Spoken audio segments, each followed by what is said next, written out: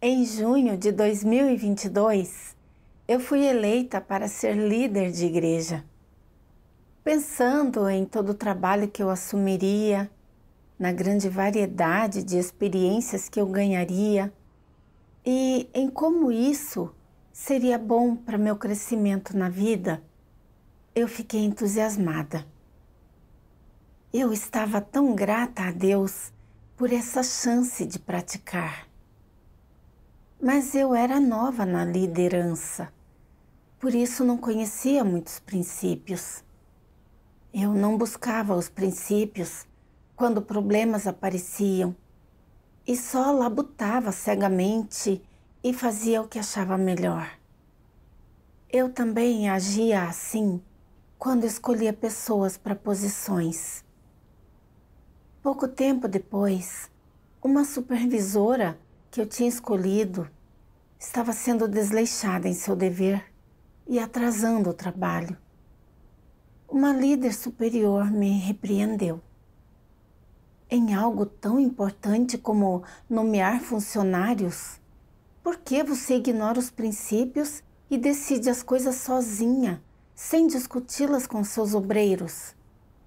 Como isso é arrogante e presunçoso? Eu me senti péssima quando ela disse isso. Eu admiti que tinha sido arrogante, mas, ao mesmo tempo, fiquei preocupada. Agora que meu problema tinha sido exposto, a líder e os outros irmãos me veriam como eu era. Se o mesmo problema aparecesse de novo, a líder me dispensaria. Para minha surpresa, não demorou e parte do meu trabalho teve que ser refeito em outro projeto, porque eu tinha feito as coisas do meu jeito. Isso atrasou o trabalho e eu fui podada e tratada de novo. Tive que ouvir: como líder, você não está tratando de assuntos pessoais, mas fazendo o trabalho que envolve toda a igreja. Líderes deveriam buscar os princípios da verdade e discutir todos os assuntos com os obreiros. Por que você sempre faz tudo o que quer? Você é arrogante demais.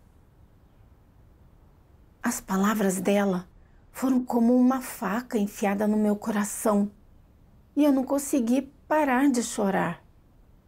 Ela estava certa. A líder já tinha apontado esse mesmo problema. Por que eu cometi o mesmo erro? Se eu sempre fazia as coisas do meu jeito e errava, eu estava fadada a ser dispensada mais cedo ou mais tarde. Naquele tempo, eu percebi algumas pessoas ao meu redor que não buscavam os princípios da verdade em seus deveres, mas faziam as coisas do seu jeito. Isso causava interrupções no trabalho e lhes rendia críticas, e algumas eram dispensadas. Quando vi isso, fiquei ainda mais angustiada e assustada.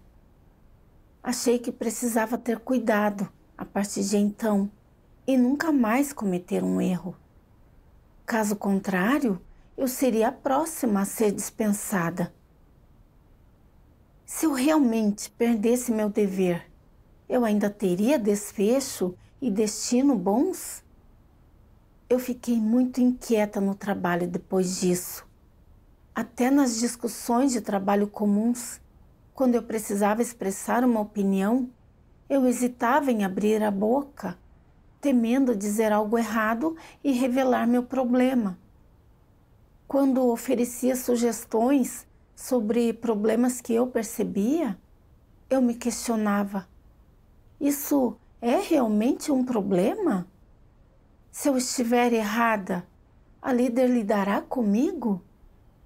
Esqueça, é melhor não dizer nada. Desse jeito, pelo menos, não estarei errada e não serei criticada.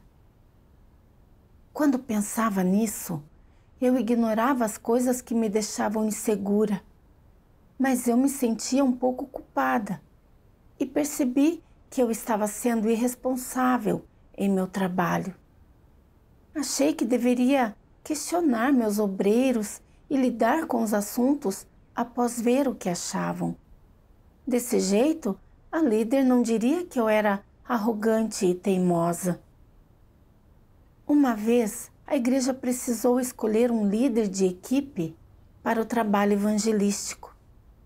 Um irmão tinha dom para compartilhar o evangelho, mas os outros diziam que ele não tinha humanidade boa e que tinha atacado e se vingado dos outros. Eu não conseguia concluir se ele era um candidato viável. Por isso discuti isso com meus obreiros. Todos disseram que valeria a pena tentar. Na hora, me senti um pouco incomodada e quis discutir isso mais a fundo. Mas então pensei que eu era a única que sentia que esse irmão não era apto. E se eu fizesse uma sugestão errada e a líder dissesse que eu não entendia os princípios, que eu era arrogante e lidasse comigo? Por isso, não mencionei minhas preocupações e até me consolei. Eu tinha pedido a opinião de todos, então, se algo desse errado, eu não seria a única responsável. Não demorou e a líder superior investigou nosso trabalho e descobriu que o irmão não tinha humanidade boa. Ele não aceitava sugestões dos outros e até atacava e se vingava deles. A líder disse: se ele não for dispensado imediatamente, o trabalho sofrerá. Fiquei muito chateada quando ela disse isso, porque eu tive ciência do problema antes, mas temi que minha opinião estivesse errada e que eu fosse tratada se houvesse um problema. Por isso eu não disse nada. Felizmente, a líder percebeu isso e o dispensou. Caso contrário, o trabalho certamente teria sofrido. Eu me senti muito culpada. Tive a sensação clara de que havia um problema. Por que então não tive coragem de falar? Por que não protegi o trabalho da igreja? Por que eu tinha tanto medo de ser podada e tratada? Orei a Deus, pedindo que Ele me guiasse para eu entender meu problema. Então, um dia, assisti a um vídeo de leitura das palavras de Deus. Deus Todo-Poderoso diz: algumas pessoas seguem a própria vontade quando agem. Elas violam os princípios e, depois que são podadas e tratadas, admitem em mera palavra que são arrogantes e que cometeram um erro apenas por não terem a verdade. Contudo, em seu coração, ainda se queixam. Ninguém mais se arrisca, só eu. E no fim, quando algo dá errado, eles empurram a responsabilidade para mim. Isso não é burrice minha? Da próxima vez, não posso mais fazer essa mesma coisa de me arriscar desse jeito. Prego que se destaca acaba martelado. O que vocês acham dessa atitude? É uma atitude de arrependimento? Não. Que atitude é essa? Elas não se tornaram escorregadias e enganosas? Em seu coração, elas pensam: sorte a minha, que desta vez não acabou em desastre. Gato escaldado tem medo de água fria, por assim dizer. Tenho que ter mais cuidado daqui para frente. Elas não buscam a verdade e usam sua mesquinhez e seus esquemas astutos para cuidar e tratar da questão. Elas podem ganhar a verdade dessa maneira? Não podem, porque elas não se arrependeram. A primeira coisa a ser feita ao se arrepender é reconhecer o que você fez de errado. Ver onde você errou, a essência do problema e o caráter que você revelou. Você deve refletir sobre essas coisas e aceitar a verdade. Depois, praticar de acordo com a verdade. Somente essa é uma atitude de arrependimento. Se, por outro lado, você considera meios astutos exaustivamente, você fica mais escorregadio do que antes, suas técnicas são mais espertas e ocultas, e você tem mais métodos para lidar com as coisas, então o problema não é tão simples quanto apenas ser enganador. Você está usando meios traiçoeiros e tem segredos que não pode divulgar. Isso é maligno. Você não só não se arrependeu, mas se tornou mais escorregadio e enganoso. Deus vê que você é excessivamente intransigente e maligno, que é alguém que admite superficialmente que estava errado e aceita ser tratado e podado, mas, na verdade, não tem a menor atitude penitente. Por que dizemos isso? Porque enquanto esse evento acontecia, ou na sequência, você de modo algum buscou a verdade. Não refletiu nem tentou conhecer a si mesmo, e não praticou de acordo com a verdade. Sua atitude é a de usar as filosofias, a lógica e os métodos de Satanás para resolver o problema. Na verdade, você está se esquivando do problema e embrulhando-o num lindo pacote para que os outros não vejam nenhum vestígio dele, não deixando passar nada.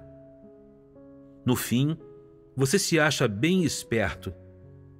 Essas são as coisas que Deus vê em vez de você ter refletido, confessado e se arrependido do seu pecado em face da questão que lhe sobreveio, para então buscar a verdade e praticar de acordo com a verdade. Sua atitude não é a de buscar a verdade, nem de praticar a verdade.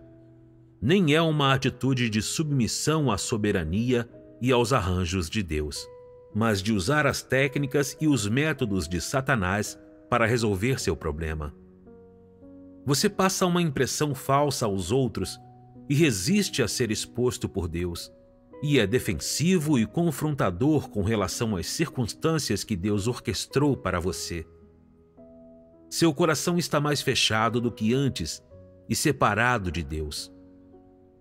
Nesse caso, algum bom resultado pode derivar disso? Você ainda pode viver na luz, apreciando paz e alegria? Não pode.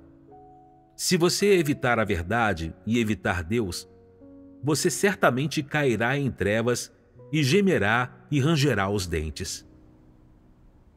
Deus revela que, entre aqueles que violam os princípios em seu dever e interrompem o trabalho, se eles são podados e tratados, aqueles que amam e aceitam a verdade são capazes de buscar a verdade a partir disso, refletindo sobre si mesmos e descobrindo onde erraram, que caracteres corruptos revelaram e como estes deveriam ser resolvidos. Depois, conseguem cumprir seu dever de acordo com os princípios.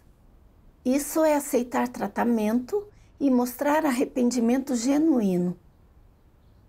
Mas, quando aqueles que não aceitam a verdade são tratados, eles podem admitir verbalmente que erraram, mas não buscam a verdade, nem refletem para conhecer a si mesmos. Em vez disso, usam jeitos escorregadios e astutos para se disfarçar, não permitindo que outros vejam seus problemas para que consigam se proteger. Esse tipo de pessoa não é só astuto, também é maligno. Eu me comparei com o que as palavras de Deus revelam. Quando me tornei líder, eu não conhecia muitos princípios e não os explorava. Eu fazia as coisas do meu jeito. Isso interrompia o trabalho. A líder apontou meu problema para me ajudar. Mas embora eu admitisse que tinha errado, eu não refleti sobre mim mesma depois. Nem me esforcei para entender os princípios. Agia com base em suposições e permanecia em alerta, achando que, já que a líder tinha entendido qual era meu jogo, eu poderia ser dispensada se cometesse outro erro. Então eu não teria um bom desfecho. Eu me disfarçava a cada passo para me proteger, sem mostrar meus problemas ou deficiências. Eu era muito cautelosa em tudo que dizia e fazia. Ponderava os prós e contras antes de mencionar um problema ou expressar uma opinião, considerando quais seriam as consequências se eu estivesse errada e se eu poderia ser tratada por isso ou não. Eu só dizia algo quando podia garantir que ficaria tudo bem, mas não dizia nada quando não tinha certeza e não considerava como o trabalho poderia sofrer se o problema fosse ignorado. E para não assumir responsabilidade, quando precisei escolher alguém, eu pedi a opinião dos meus obreiros, mas só fiz isso pelas aparências.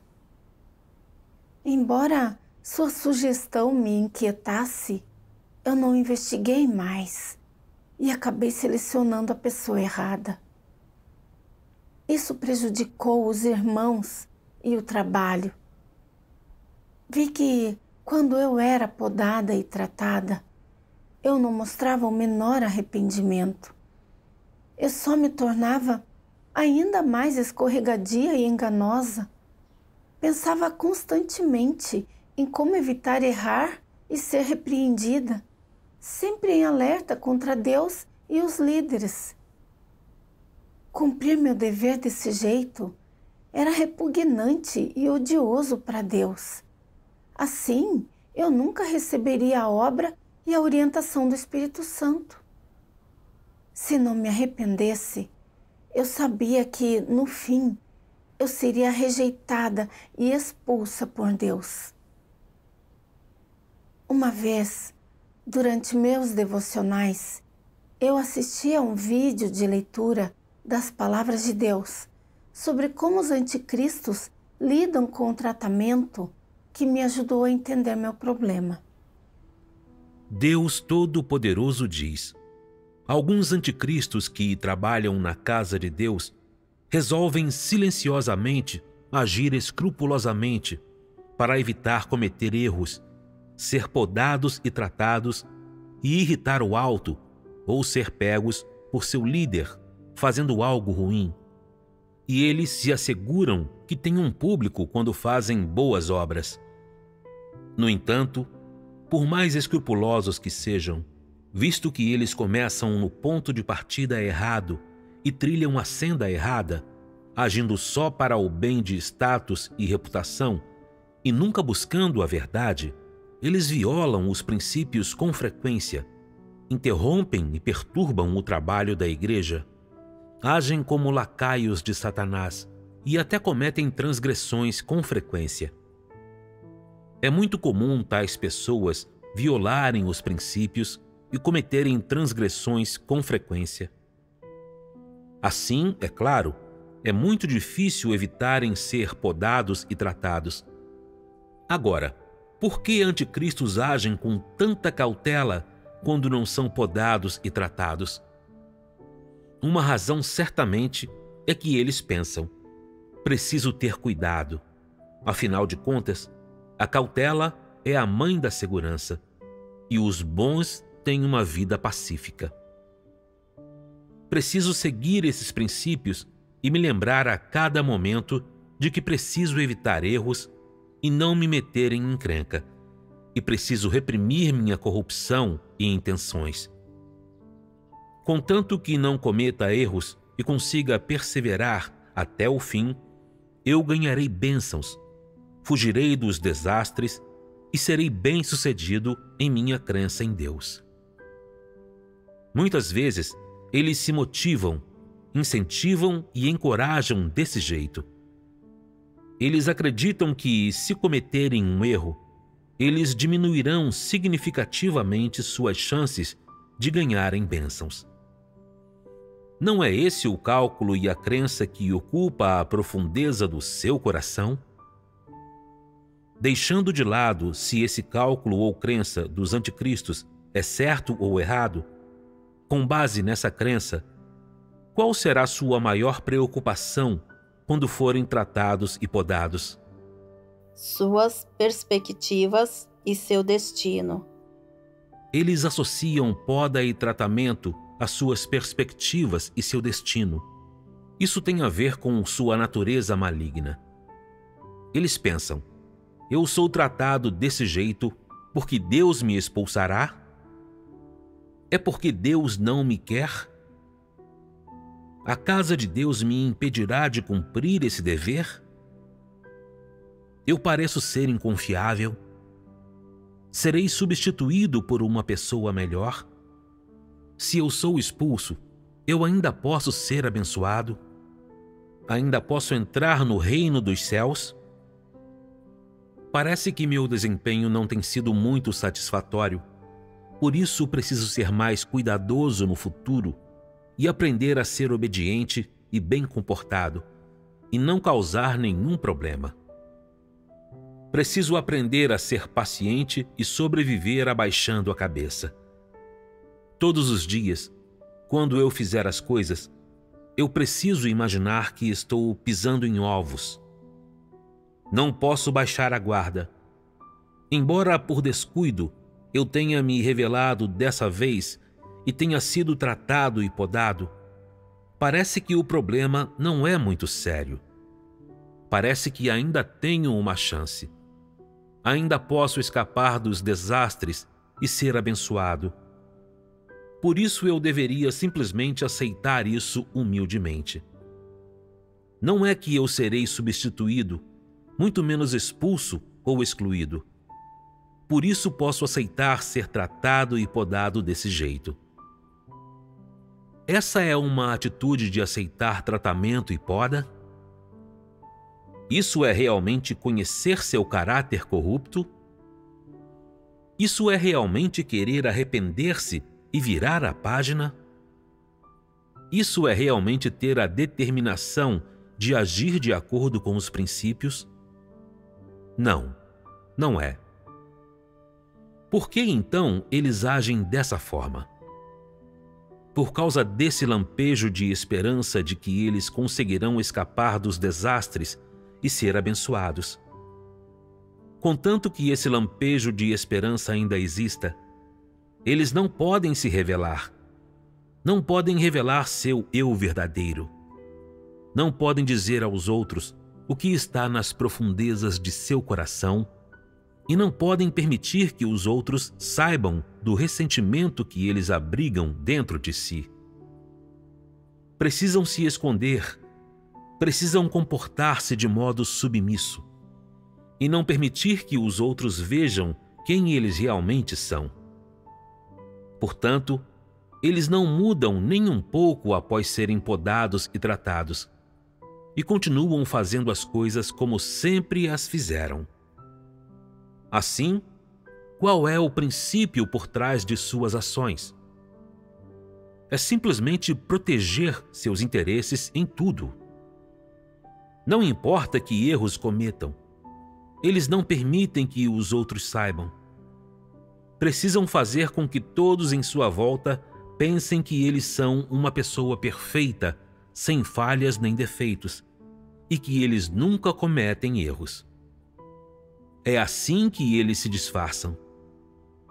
Depois de manter seus disfarces por muito tempo, eles se sentem confiantes de que conseguirão se esquivar dos desastres, ser abençoados e entrar no reino dos céus.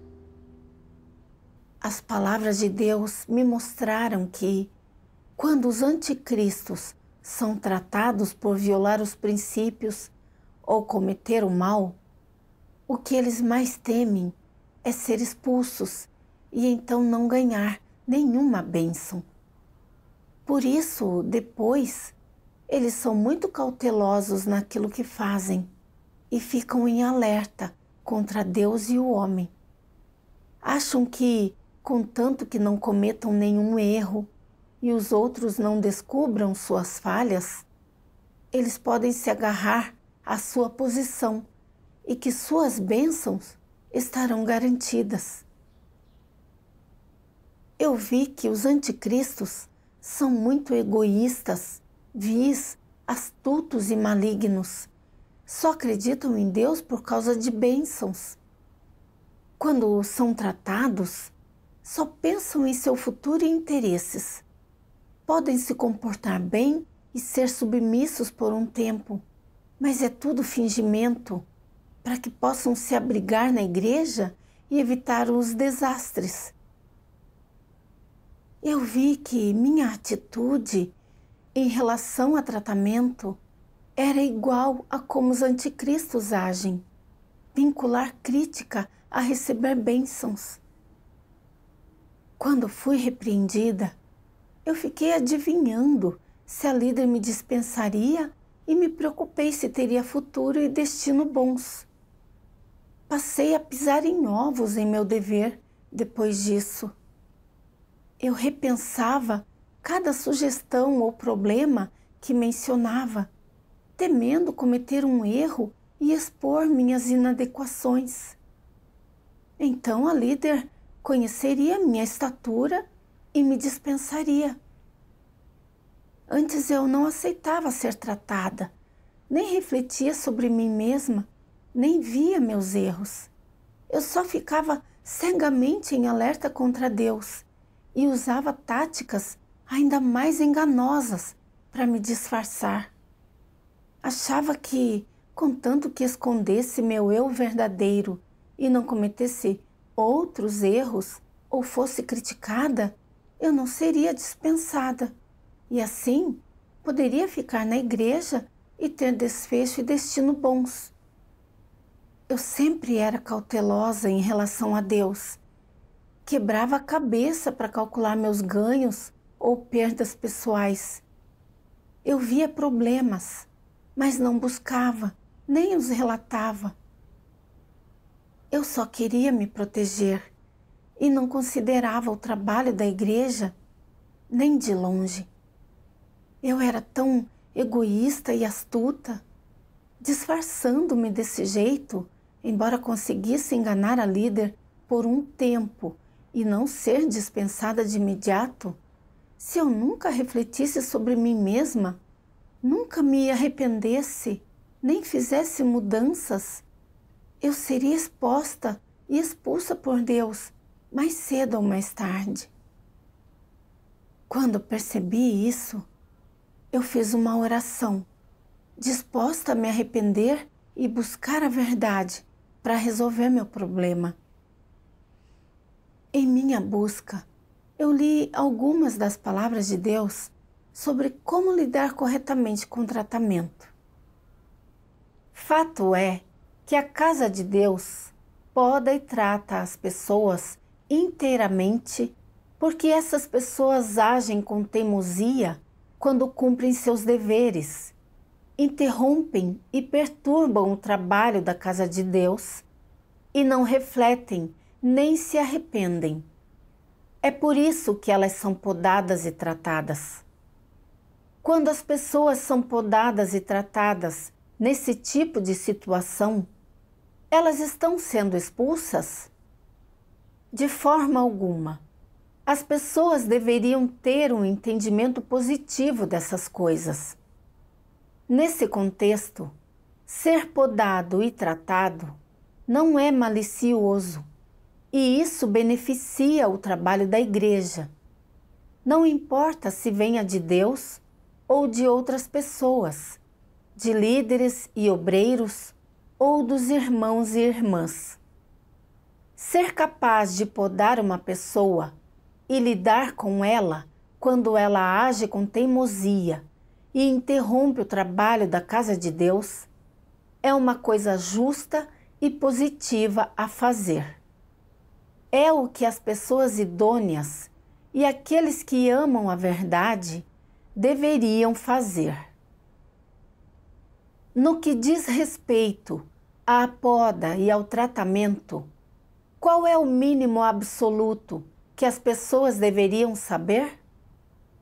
A poda e o tratamento devem ser experimentados para cumprir-se corretamente o dever. Isso é indispensável. É algo que as pessoas devem enfrentar diariamente e experimentar com frequência em sua fé em Deus e em alcançar a salvação. Ninguém pode se isentar de ser podado e tratado. Podar e tratar alguém é alguma coisa que envolva seu futuro e destino? Não. Para que então serve podar e tratar alguém? Serve para condenar as pessoas? Não. É para ajudar as pessoas a entender a verdade e a desempenhar seu dever de acordo com os princípios. Correto. Esse é o entendimento mais correto disso. Podar e tratar alguém é um tipo de disciplina, um tipo de castigo, mas também é uma forma de ajudar as pessoas. A poda e o tratamento permitem que você altere suas buscas incorretas a tempo. Permitem que você reconheça prontamente os problemas que tem atualmente e permitem que você reconheça a tempo os caracteres corruptos que expõe. Seja como for, a poda e o tratamento ajudam você a cumprir seus deveres de acordo com os princípios. A tempo, poupam você de cometer erros e de se desviar e o impedem de causar catástrofes.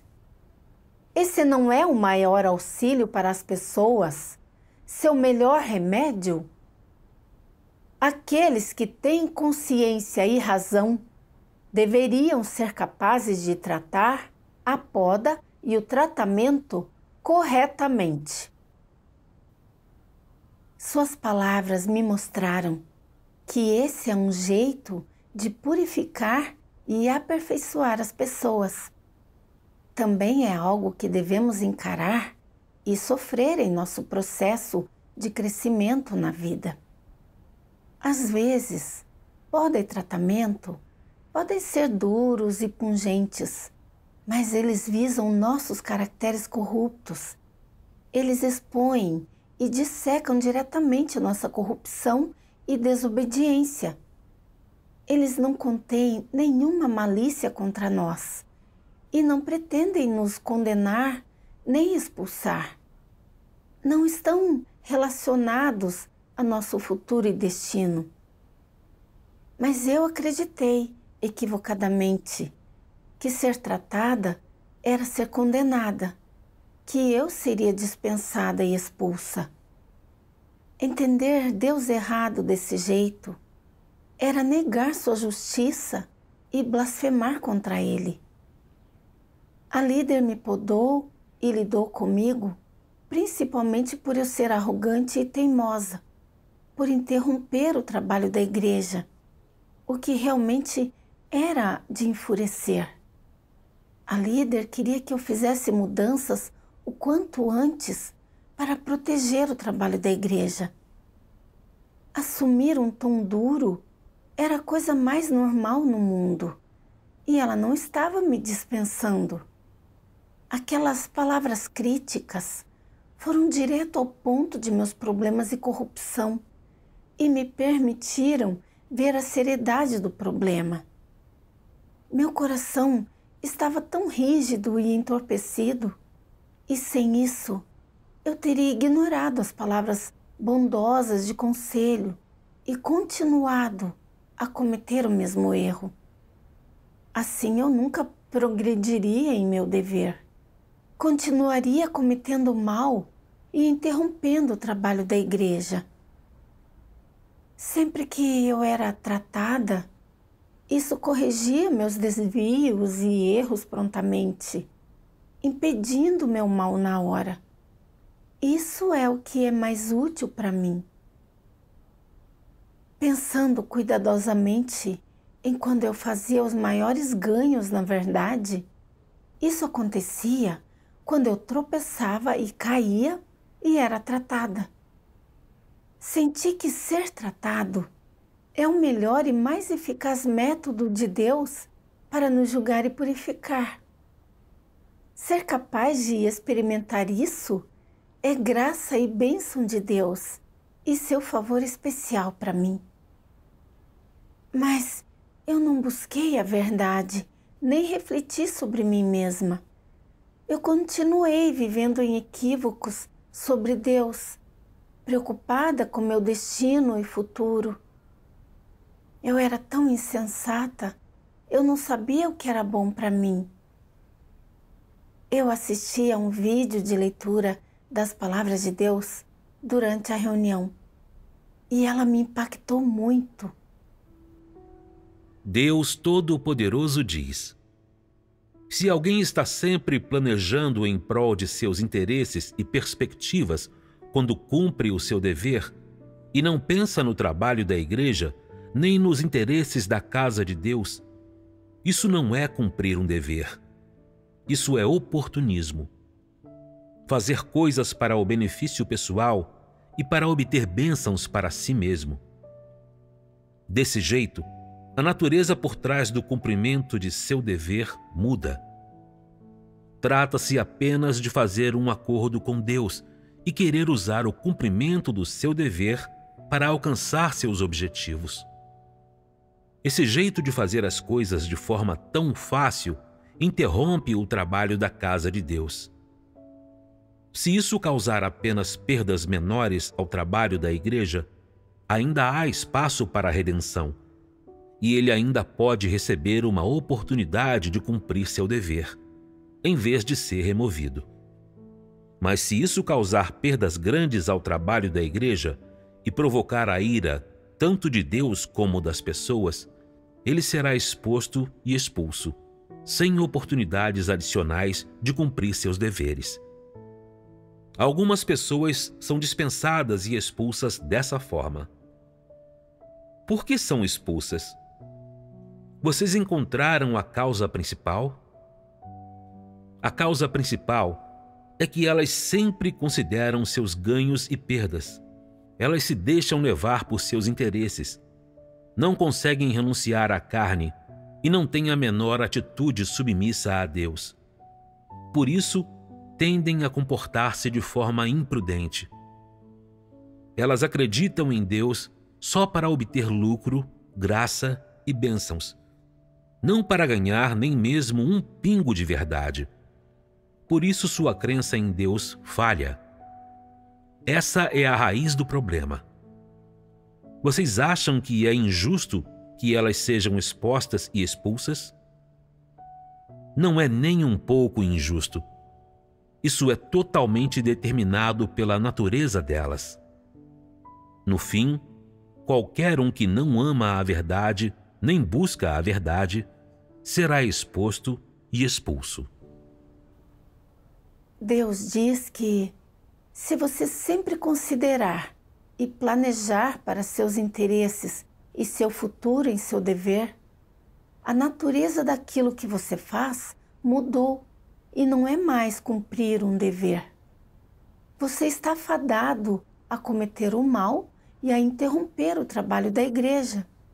Então será dispensado e expulso. Eu era nova como líder e não conhecia os princípios. Eu fazia o que me agradava. Eu não me arrependi após ser tratada, mas continuei considerando meu destino e temi ser transferida. Eu vi problemas claramente, mas para não cometer um erro, eu preferi atrasar o trabalho a apontá-los. Isso não era cumprir um dever, era comprometer o trabalho da igreja e cometer o mal. Algumas pessoas que vi sendo dispensadas e expulsas sempre protegiam seus interesses em seu dever. Quando problemas apareceram e elas foram tratadas, elas não investiram muito esforço nos princípios da verdade. Só se disfarçaram e ficaram em alerta contra Deus e os líderes. Sempre temiam ser dispensadas e expulsas, sempre viviam nesse ciclo maligno. Seu relacionamento com Deus não era normal e elas nunca obtinham resultados em seu trabalho. Algumas até cometiam o mal e interrompiam o trabalho da igreja e acabavam sendo expostas e expulsas. Seus fracassos me mostraram que o motivo correto de alguém e o ponto de partida em sua fé e dever e a senda que escolhe são cruciais.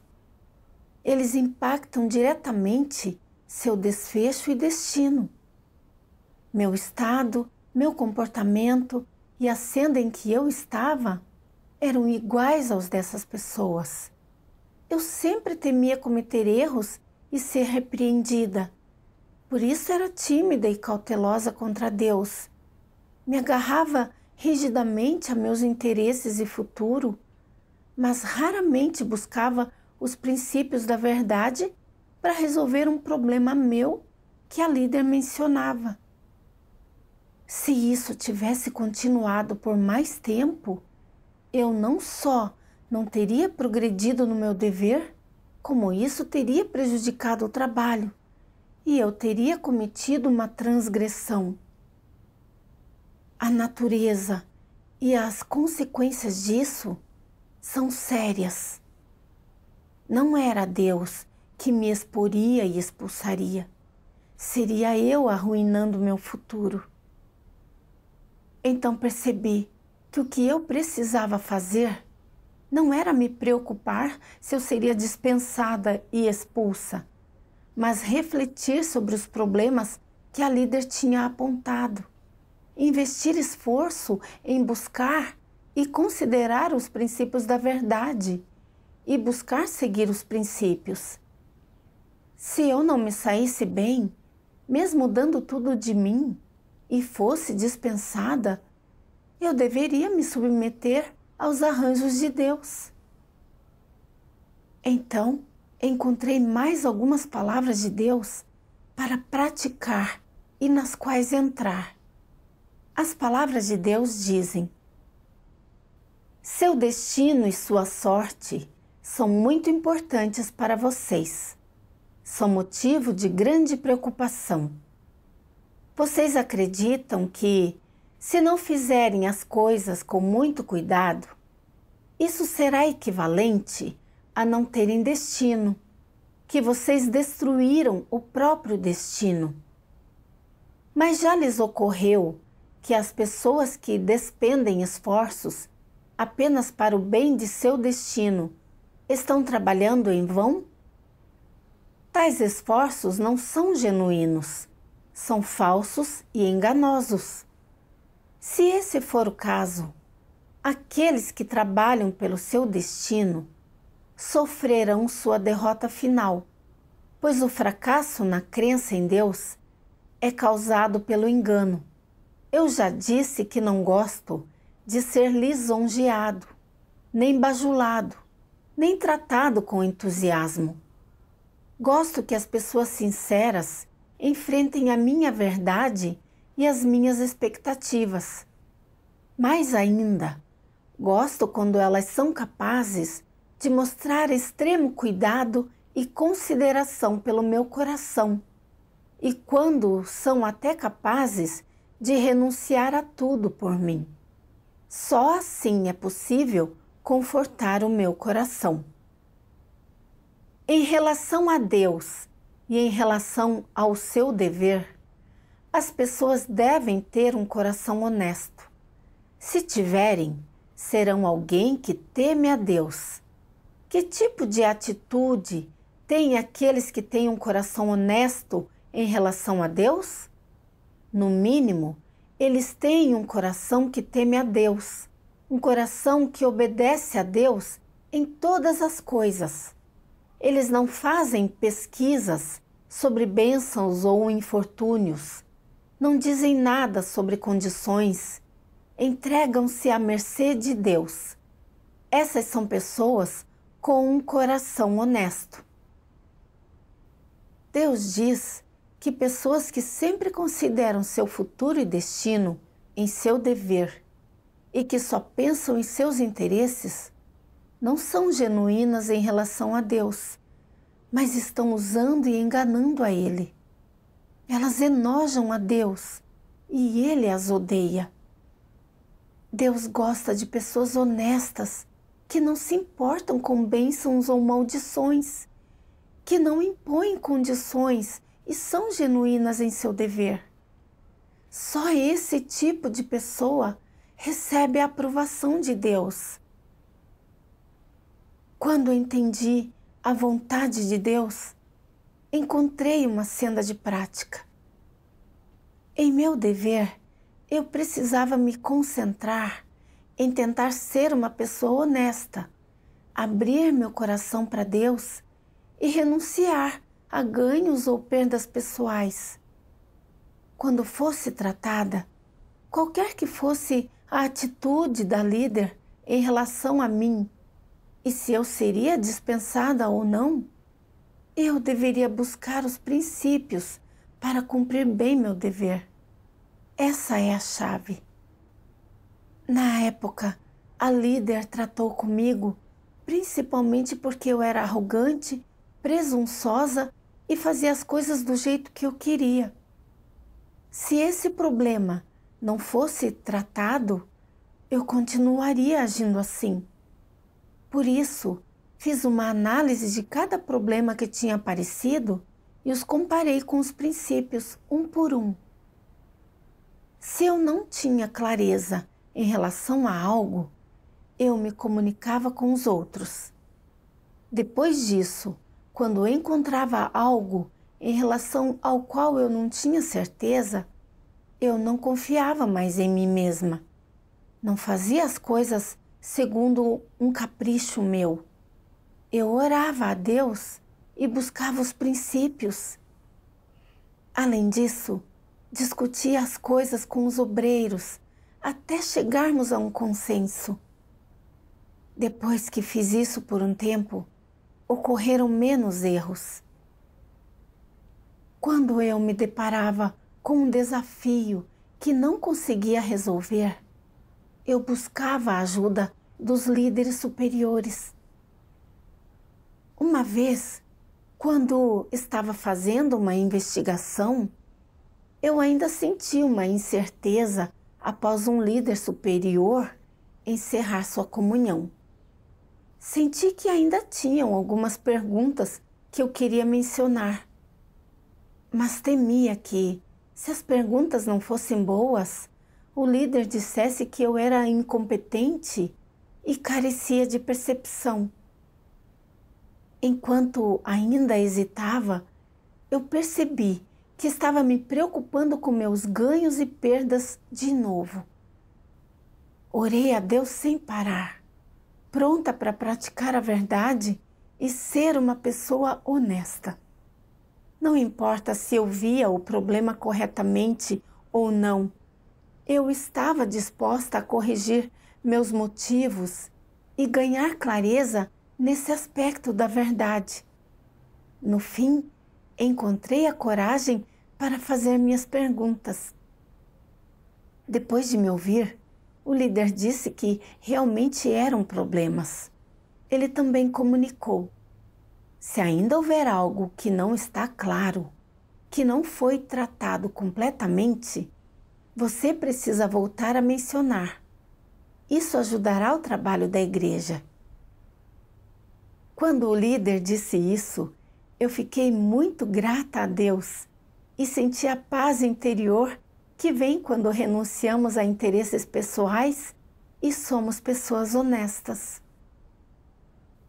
Por meio dessas experiências, aprendi como é bom para nós quando somos tratados. Ser tratada pode ser difícil no momento. Mas agora sou capaz de lidar com isso corretamente e consigo me submeter, buscar os princípios da verdade e resolver meus problemas.